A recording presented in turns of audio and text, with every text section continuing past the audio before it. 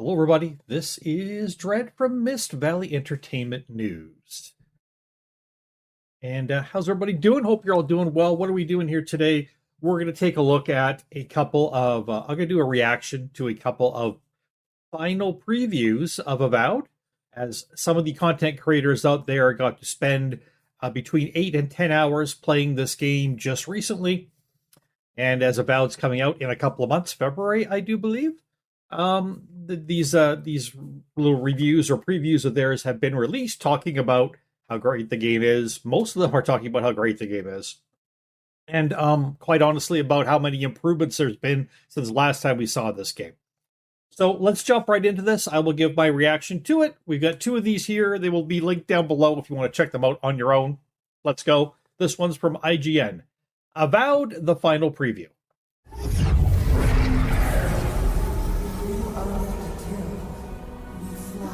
Even after the positive preview for Avowed this summer, I found myself wondering if it was a fluke. Maybe it was just a fun mission. Maybe Obsidian won't be able to keep my interest as more quests are discovered. Maybe it was just a nice day. Nope! Avowed is just a lot of fun. Let's hope so. Coming fresh off of trying out Dragon Age the Veilguard, I was so happy when I discovered just how evil I could be to people I met along the way right from the start of Avowed. Something Veilguard just didn't fulfill. That's pretty cool. Being able right off the start of the game to be able to choose an evil playthrough and be mean to people, insult people, lie to people, kill people. Hey, what a unique idea. Oh, why didn't BioWare think of that? Oh, yeah. No, that's really cool. That's a good thing that Avowed has. That's excellent. Player choice. Very good. I am ready. Do it. From the start, I had one NPC dropping F-bombs because I was going to leave her in prison. A short while later, a duo would try to intimidate me on a bridge only to meet a swift demise. I wasn't in the mood for their nonsense, I just wanted to be evil, and while I could have handled it the nice way, sometimes being evil is just more fun. Another win, but who's counting?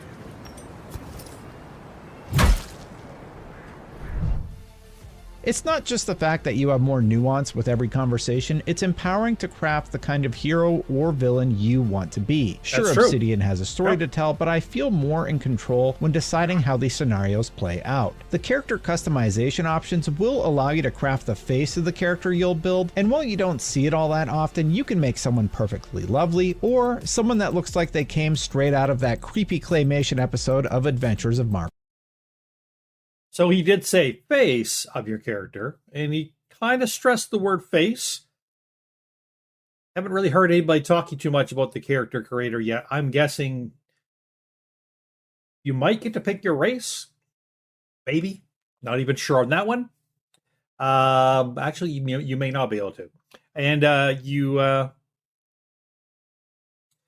choose your godlike ability and however it affects you, your image with growths of some kind on your face or other markings.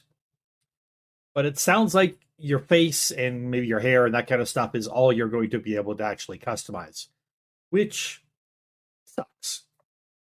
Now, for a game like this, it's put out by a company that is a AA company, not a AAA company.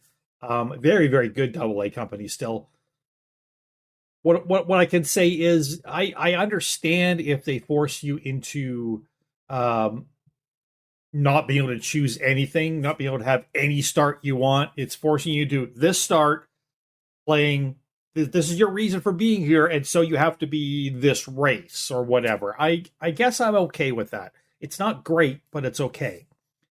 But not being able to, if you have no sliders for changing your body around, your height, your weight, your pecs, your boobs, your arm muscles, your neck, how thick and like all that kind of stuff. You don't have that. That kind of sucks.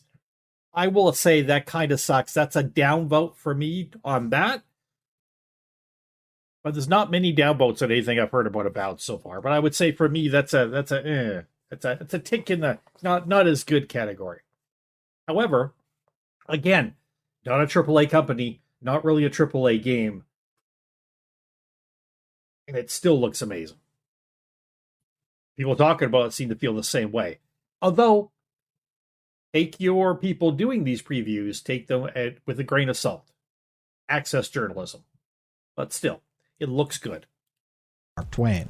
Try to survive. Same thing I do every day. Even the vendors have unique banter. I had the chance to meet the ex-husband of another nearby vendor, and the two would talk badly about each other because of their failed marriage. Another vendor had a past relationship with my companion Kai and warned him not to cross her again. These little beats do a lot to make the world feel like it has a history, and you'll uncover more of that as you adventure. I love these dangling threads that are teased throughout the playthrough. Hopefully, I get to tug on some of them and see how deep each story goes. Kai, I told you not to show your face around here again. On the combat front, I also immediately noticed improvements, especially in the sound department. Obsidian clearly spent a lot of time working on the audio and combat flow, and it's immediately noticeable. The sound spikes are so satisfying to hear when you've stunned an opponent and can execute a flurry of blows or bullets, or when using stealth and you're able to execute your prey with an ethereal blade. Speaking of sound, I'm really hoping we're able to turn off the music in the game so we can stream or do videos and not get copyright strikes. And one addition we got to see for the first time was the ability to use third-person or first-person combat. Both feel great, and while I personally opted for the first-person perspective most of the time, third-person is looking and feeling good too. The only slight gripe I have is that the movement can have a bit of that floaty Obsidian style to it in third-person, but that doesn't affect combat all that much. I mean, if you're wanting to play a game that's like Skyrim, quote-unquote like Skyrim, you're going to be used to playing in first person. Chances are. Third person is nice for seeing your character. I'm hoping you can spin the camera and actually view your character while in third person. Probably won't be able to. But really, it's not a lot of use other than just seeing your character once in a while. First person's where it's at. Watch out! And while I'm discussing minor complaints, knowing full well that Obsidian still has months of polish time left, I did feel that your companion Kai was a bit too handholdy with his tips at times. There were a few moments when I was simply scavenging for loot and found him whispering tips about a puzzle in my ear. I think there's something on the upper floor. We might be able to reach it from outside. I know Obsidian is trying to help out new players, but it takes away from that feeling of accomplishment. You may be able to turn that off in the menu too. Character tips or tips about gameplay, that kind of thing.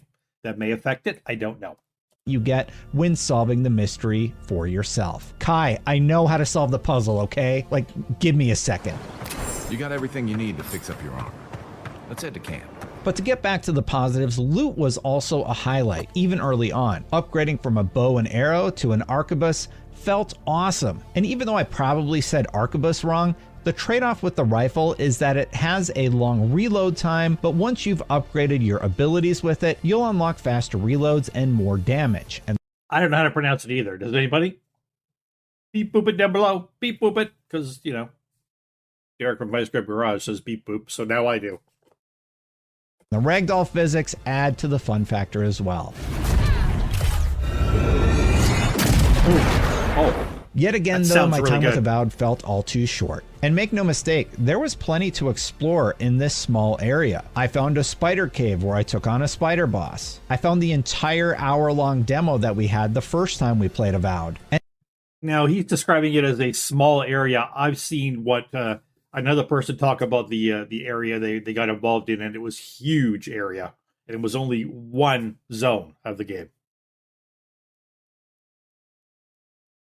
And a plethora of small stories within the world, like this one guy who happened to be missing a ring and trying to find it. And I left wishing that Obsidian had given us more time to play, but that's a good sign. And so far, everything seems to be coming together in what I can best describe as a really fun RPG. But more importantly, it feels like an RPG where I'm in control of my own destiny. And that's exactly what we want. We want a fun RPG. If you're an RPG fan, what you want is a fun RPG.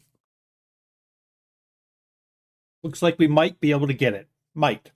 While the decisions I'm making will have consequences, I love knowing that I get to be the one directing the orchestra, so to speak. We'd be most appreciative, of course. In both of my hands-on sessions with Avowed, I've only been able to see the Dawnshore section of the map and not much more. I do hope there's plenty of content here, but I'd really like to see more given how close the February release date is now. When I asked Obsidian about this, they promised several biomes would be explorable, and that will no doubt add a lot to the visual diversity of the world. I just wish we could get a peek at it beyond the footage from the very first gameplay reveal from many months ago.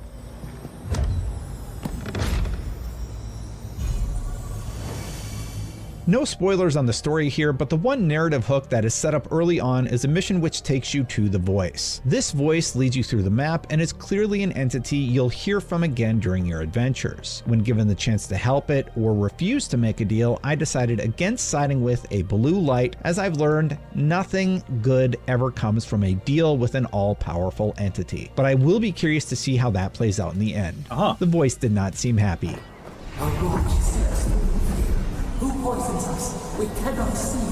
And that's really the best you can hope for from previews of an RPG like this. You get just enough to leave you wanting more, and Avowed certainly accomplishes just that. I want to power up my companion Kai to see what other attacks he can do. I want to discover the coveted weapons the design team told us about during the pre-hands-on presentation. I want to kill more people and betray my friends, and Avowed is empowering me to do exactly that. Maybe I'll let the Virgin live this time. It's all right. I'm sure someone else will give me a hand. Avowed is set for a February 18th release date, and I can't wait to find out just how evil I can be. I'll leave you with this gameplay of how our demo ended. For more on Avowed or all things gaming, you're already in the right place. IGN. Very cool. Oh. Remember that initial trailer with all the arrows launching through the sky that has really nothing to do with this? Look where they landed, right in your character. Who knew? So, this looks good. That's IGN's preview here. Let's take a look at GameSpot, who has a little thing here called Avowed is full of discoveries and the freedom to find them, or not. GameSpot preview. Reading for author Phil Hornshaw. Much has been made about Avowed's approach to its setting, the Living Lands, and the fact that it is not an open-world game. Instead, Avowed's world is made up of open zones, large geographical areas that are interconnected with other large areas, the same way Obsidian's The Outer Worlds is. At least in the first of Avowed's areas, that means that developer Obsidian has put a focus on making sure that the entire space provides interesting adventures. And let's be honest, if they had made this completely open world, we would be looking at probably another 2 to 3 years before this game came out. That's probably realistically what you're looking at. So, whether you're chasing side quests handed out by random characters populating the Living Land's biggest city, Paradis, or just rambling through the area to see what's there, there are plenty of rewards for exploration. That looks like a totem to your burned queen. There are bandit camps, ruins, half-destroyed hovels, and groups of dead soldiers surrounding the corpses of huge bears. The Living Lands is a place dense with stories and thick with secrets to uncover. I like and dense even things. Wandering aimlessly through the wilderness feels like an adventure unto itself. We recently played the first 2 hours of Avowed during a preview event at Obsidian, which provided a sense of the way your path through the game's world begins to unfold. Now, these people only got to play 2 hours. I've seen other people who said they got to play between 8 and 10 hours. So were different reviewers given different time slots? Curious. Notably, it's not long before you wind up with more or less complete freedom about what to do and how to do it. And even in the early going, Avowed provides you with a ton of freedom about how you want to approach the game, its story, and its combat systems. After delving into Avowed's expansive character creator, you're thrown into the world. Obsidian has previously detailed the setup for the story. You play a character named the Envoy to the Living Lands by the leader of a major nation of humans and elves, the Adir Empire. The Empire has interest in the Living Lands, a somewhat isolated island known for its harsh wilderness and harsher denizens. The place has a sort of Wild West frontier vibe. People head there when they are searching for a better life or when they want to disappear. It's not a completely uncivilized place, but plenty of the people who've made the Living Lands their home are the kind of rough and tumble folks you wouldn't want to tangle with. Excellent. Shove Except in the off, game. Muttonhead. How's that for a parting word? Into this individualistic, slightly lawless society comes the Adia Empire, establishing a foothold in the living lands that the locals view suspiciously as the first steps of colonialization and the establishment of order. As the Emperor's envoy, most people immediately view you with anything ranging from mild distrust to outright hostility. But the living lands also has a major problem: the Dream Scourge, a soul plague that's infecting people, wildlife, and the island itself. Essentially, those afflicted succumb to madness and fungal growths, and with no indication as to what it even is, much less how to stop it, the Emperor has dispatched you to conduct an investigation and find a way to deal with the problem. Now, I'm imagining an angry person with a mushroom growing out of their forehead. That's pretty much what it is. Dream Scourge is a major threat to life in the living lands, and you get a first-hand look at the effects of the madness it inflicts when the Adiran outpost, filled with your allies, fires its cannons on your approaching Adiran ship.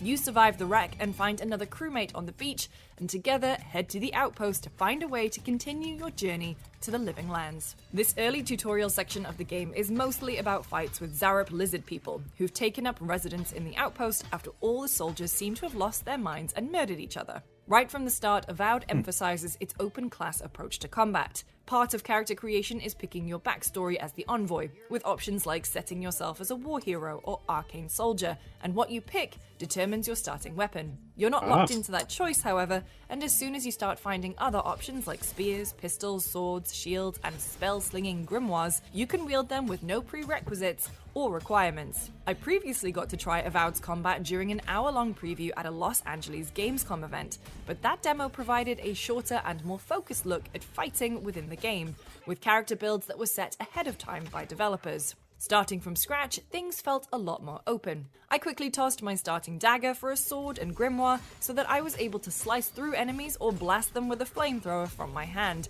watching their health tick away as they smoldered and charred. Cool.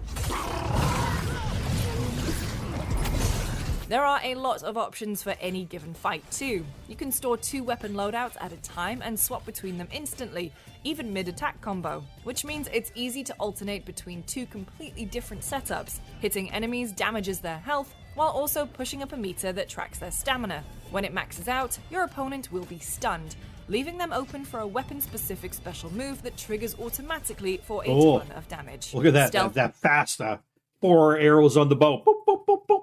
That look cool. This looks amazing. It really does. And in the first preview for IGN, you get to hear, if you had headphones on especially, you get to hear the sounds of the game. It sounded great too.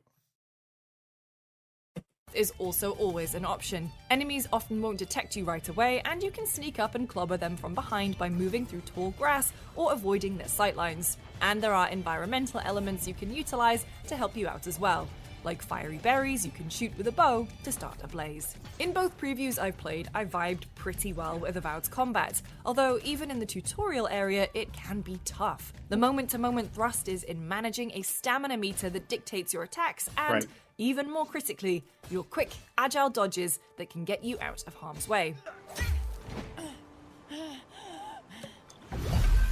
Some enemies come at you with unblockable attacks, leaving you no option but to get clear. And staying alive means a lot of sidestepping to slip past a blow and land one of your own. That's okay. Most attacks land quickly, so you can strike back and then get clear or block an incoming attack, although you can also gamble with stronger charged up blows using most weapons. Everything is quick and fluid though, and the ability to constantly dual-wield weapons, whether 2 of the same blade or a main weapon like a spear and an offhand weapon like a pistol or grimoire, means it always feels like you have something up your sleeve. So you got light and heavy attacks, basically, and you've got a way of mixing and matching things, and you get 2 loadouts.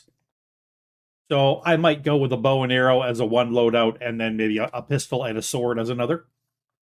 Pistol and a sword, pistol and a dagger, maybe? Pistol and a dagger sounds good. Or close in. Well, pistol is kind of close to medium range. Dagger obviously is close. Bow will be for long distance. Kind of just screw the magic and, whatever. I'm sure one of my companions will use magic and it'll be fine. That's probably my plan for tackling this game when it comes out. I do want to purchase this. I hope it's not like $3 million. Lately, I've been in this kind of area of life where I haven't been able to buy any games, even $5 games. I'm not buying them right now. So for me, Avowed is probably going to be the next game I buy, most likely. And I really, really hope it's good. I really do. But I'm encouraged by what I'm seeing right now, what I'm hearing. And I have kind of looked at a couple other of these reviews. I felt like they were either too long or, there was just too much to go over. So I chose some of the shorter ones to do here. But people talked a lot, some of those other ones, about the combat.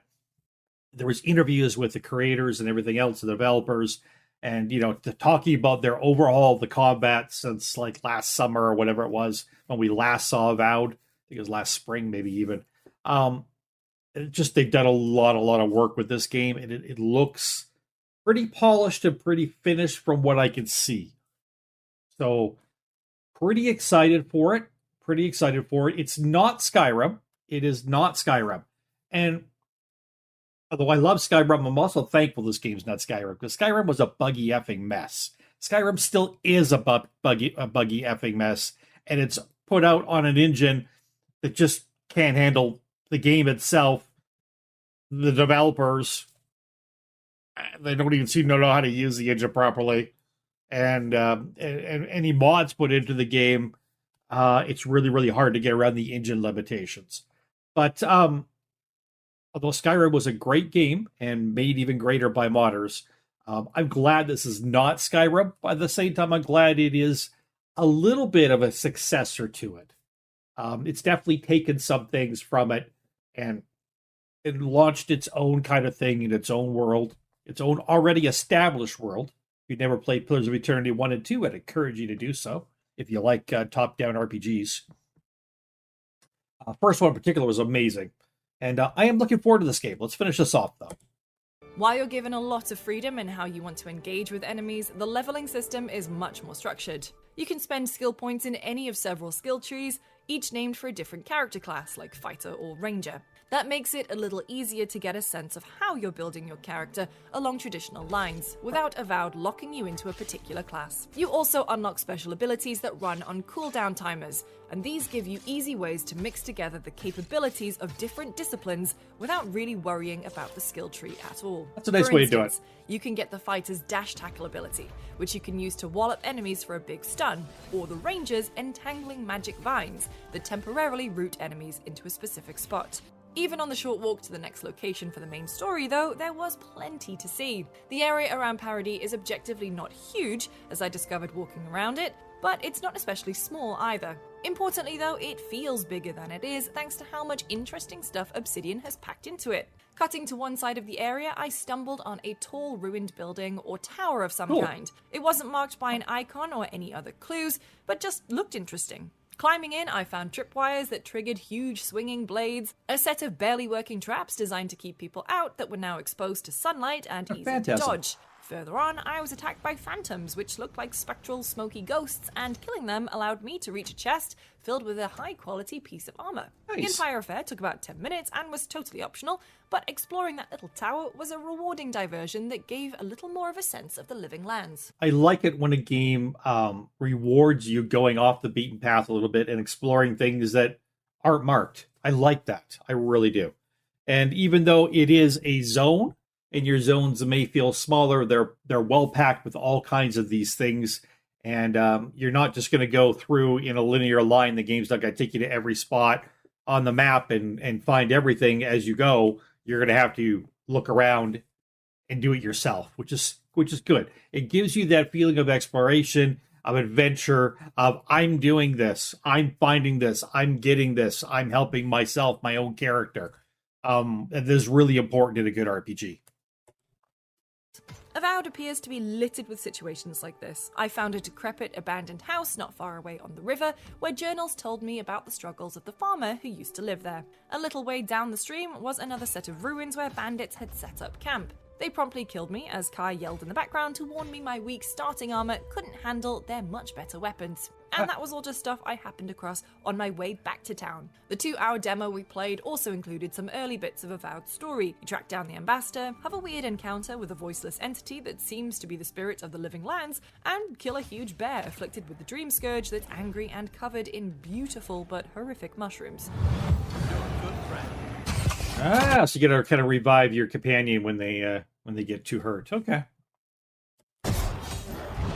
That's fine. Those points are compelling, but maybe even more so are the little things that Obsidian has seeded throughout the Living Lands that you might miss, like that ailing farmhouse or those weird ruins. That also goes for the time you can spend with your companions. It's possible to set up camp at certain places where you can tend to things like improving your gear, and during those moments you can also talk to your pals about whatever's going on in the plot, their backstories, and more. Even 10 steps off the dock, I was surprised at how deep and expansive my camp conversations with Kai could be.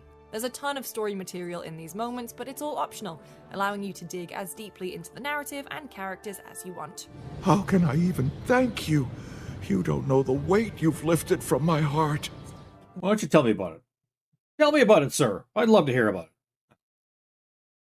Though we still have only seen a small portion of Avowed, it's the freedom to explore and the density of things to find, whether in combat, out in the world, or in conversations, that has me most intrigued. Avowed feels packed with things to discover for yourself, whether you're following the story or making your own way through the world. What we've seen of the Living Lands is full of life, and Obsidian's willingness to give you so much to discover that you'll miss some makes Avowed seem like the kind of game it'll be great to get lost in. Nice. So that's been my look at a couple of previews of the game Avowed coming out February 18th, I believe they said.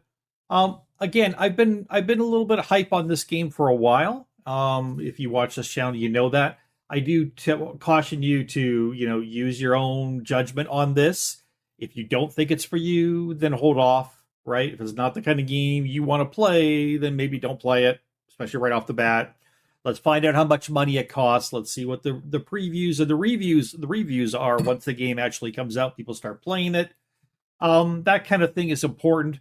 I think for me, I've seen enough to know that I'm gonna buy it, and I want to play it, and I'm hoping it's not going to be disappointment. But honestly, I caution all of you, if you're not absolutely sure on this game, if you don't have a very, very good feeling about it, and you haven't done your research and your homework, don't just pop in and buy it right off the bat. Wait and see. Because we need to do that with gaming right now, because gaming is in a very, very bad place. There's still good games out there. There are still good game designers and developers and game companies out there. But they're mixed in with a lot of people that do not have gaming's best interest or your best interest at heart. And we need to be very, very, very careful nowadays. Let me know down below, beep boop, what you think about Avowed. Has this changed your opinion at all of Avowed? Did you have an opinion before? Do you have one now? What do you think? Have you seen any more of the previews that have been out recently? Like I said, I'm only covering 2 of these right here. I've watched like 3 more myself. There's plenty of them out there. Are you now planning on purchasing the game when it comes out? Are you going to do a wait and see, or is it just plain old not your kind of thing? I would think if it's not your thing, you probably haven't watched this video all the way to the end, but if you did, thank you anyways. From Miss Valley Entertainment News, my name is Dread, covering all things in gaming that interest me and sharing them with you and waiting for your comments. We'll see you next time. Bye-bye.